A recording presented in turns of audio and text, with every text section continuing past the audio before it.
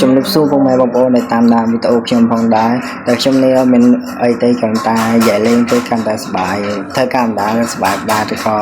ជួបការមិត្តភក្តិខ្ញុំនិយាយថតហ្នឹងទៅខ្ញុំក៏យកមកកាត់តវីដេអូលេងទៅដើម្បីថាឲ្យបងប្អូនដែរគាត់ចូលចិត្តវីដេអូខ្ញុំ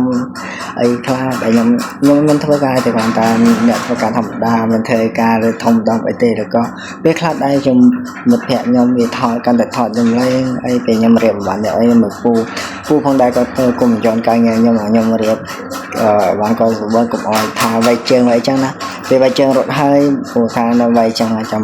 វាយល្អតាមដាខ້ອຍហ្នឹងក៏តែបើអូនស្រឡាញ់បងអូនត្រូវស្រឡាញ់ខ្លួនឯងបើអ្នកផ្សេងគេល្អជ្រើសគេទៅស្នេហាយើងជាតិនេះគ្មានវាសនាទេពើកុំសោកសៅ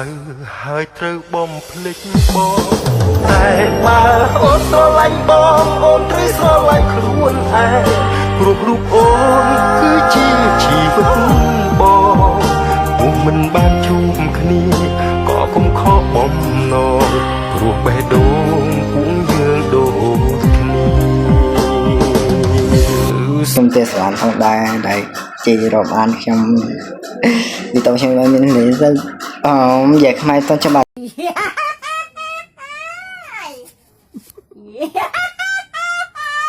តែគាត់និយាយទៅចាក់ស្ទើបាត់ហើយតែនេះផងដែរខ្ញុំផងថាសប្បាយកិនមិត្តភក្តិថាទៅចង់រមមិត្តបបត់នៅ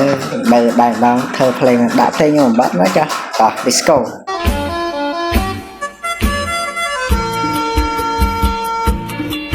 ថ្ងៃមិញបងហួយលើខ្នងក្របីកាត់វារស្រែស្រីលើកដៃសញ្ញា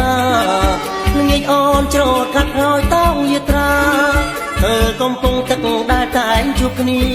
ក្នុងអមអ្នកនំ Oh my god Wow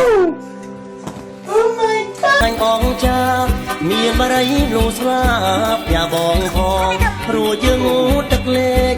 ដៃរៀលរកគ្នាហើយសាសងថាទៅលេងរំវងយប់នេះខែព្រឺកណ្ដាលខ្សែពើសូមពុកម៉ែទៅកុំនៅបងអង